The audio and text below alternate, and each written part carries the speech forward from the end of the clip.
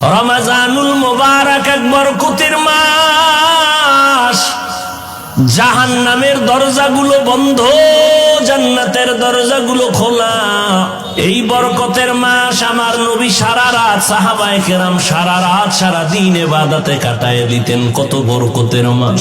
ওই কপাল পরারে কেমনে বুঝাবো যে এই বান্দা রোজার মাস পাইয়াও রোজা রাখার জন্য রেডি না। এই বরকতের মাস পাইয়াও যারা বরকত অর্জন করতে পারবে না তাদের বদনসিব।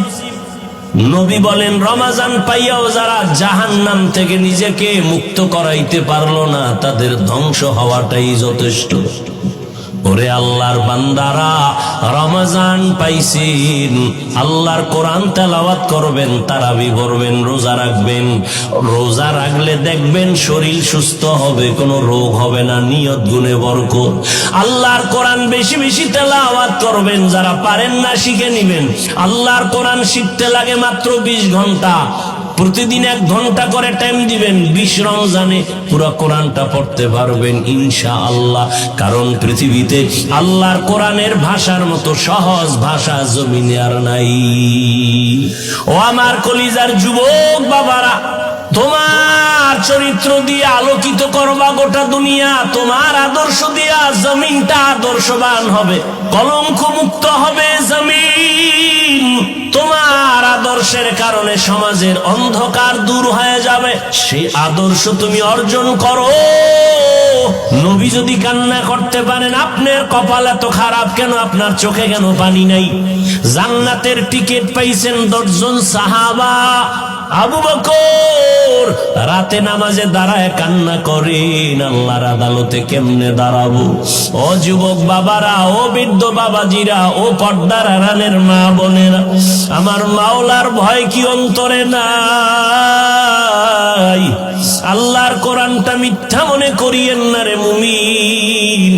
1 জাররা পরিমাণ গুনাহ নিয়ে কবরে গেলে শাস্তি ভোগ করা লাগবে, পালাবার উপায় নাই। হাসরের ময়দানে সূর্যের গরম সহ্য করা যাবে না রে বাবা। বিজ্ঞানীরা বলে জমিন থেকে 9 কোটি 30 লক্ষ মাইল উপরে সূর্য। দিনের বেলা ছিল, রাতের বেলা নাই। এরপরে তো কেন গরম লাগে? ফ্যানের বাতাস সারা রাতে ঘুম আসে না, মশারি না টানাইলে ঘুম হয় না। একটা মশার কামড় সইতে পারি না রে বাবা। অন্ধকার কবরে গেলে 2 পার্শ্বের মাটির চাপ, জাহান্নামের আগুনের গরম। হাসরের ময়দানে সূর্যটা মাথার উপরে চলে আসবে।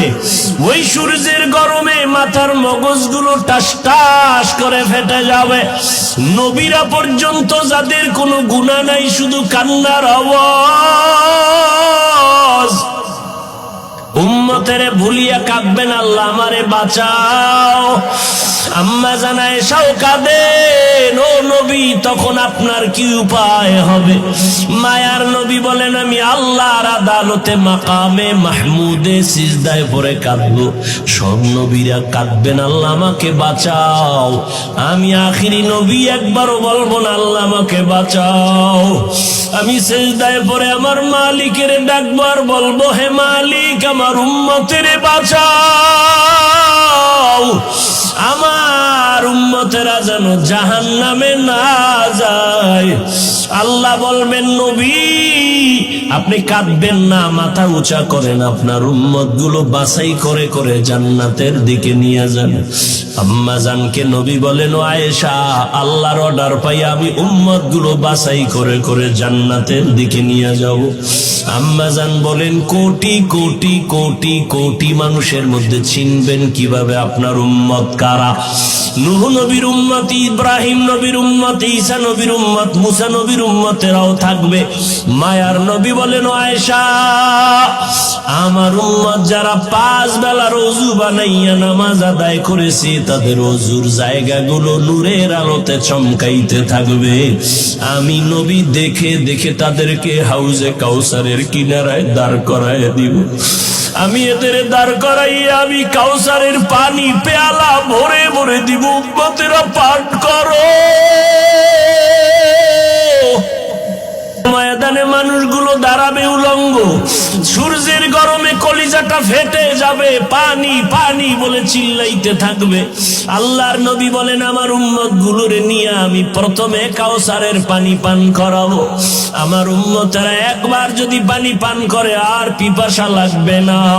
ও আল্লাহর বান্দারা, যখন পানি পান করাইতে করাইতে করাইতে সিরিয়ালে উম্মতেরা লাইনে দাঁড়ানো, হঠাৎ দেখবে একটা পর্দা পড়িয়া গেছে। আল্লাহর নবী বলবেন, ফেরেশতারা পর্দা দিলা কেন? পেছনে উম্মত এখনো বাকি আছে।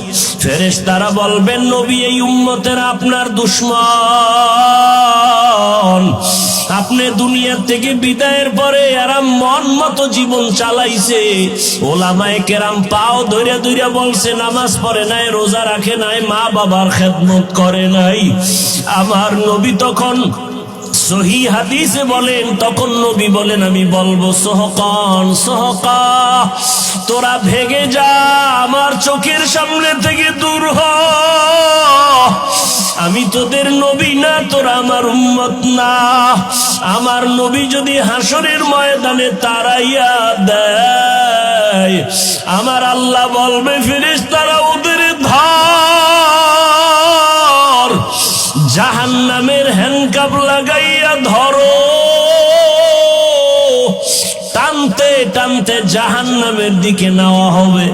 ও আল্লাহর বান্দারা, একটু চিন্তা করিও যে আল্লাহর কোরআন সত্য, সাহাবায়ে কেরামদের কথা সত্য, নবীদের কথা সত্য, লক্ষ লক্ষ মানুষ মিথ্যা বলতে পারে না। ওরে এত ইলম, এত আমল, এত তাকওয়া থাকার পরেও নবী সাহাবায়ে কেরামরা যদি কান্না করতে পারেন, তোমার আমার কপাল কেন এত খারাপ? তোমার গুনার কারণে কেন চোখে পানি আসবে না? মা বাবার সামনে সন্তান অন্যায় করিয়া শাস্তির ভয়ে যদি কান্না করতে পারে, শিক্ষকের সামনে ছাত্র অন্যায় করে যদি শাস্তির ভয়ে কান্না করতে পারে, ওরে আমার মাওলার আযাবের ভয় কি কম? যত অপরাধ করেছো, গুনাহ করেছো, আমার মাওলার সামনে কি একটু ভয় তোমার আসে না রে বাবা? সাহাবায়ে কেরাম সমস্ত আউলিয়া উলিয়ারা কান্না করে করে কবরে গেলেন। ও আল্লাহর বান্দারা, এখনো সময় আছে, তওবা করে নাও। অন্তর ঘুরাই আমার মনে মনে মালিকের ডাকো, অন্তর থেকে গোপনে বলো, হে মালিক, এই ময়দানে আমার মতো গুনাহগার কেউ নাই রে আল্লাহ। আমার গুনার খবর আমার মা বাবা ভাই বোন আপনজন কেউ জানে না। তুমি জানো, রাগ করে পানি বন্ধ করো নাই, খানা বন্ধ করো নাই, সম্মানের জায়গা থেকে ফেলে দাও নাই। ও আল্লাহ, আমার গুনার খবর আমার মা বাবায় যদি জানতো, মনে মনে ঘৃণা করত।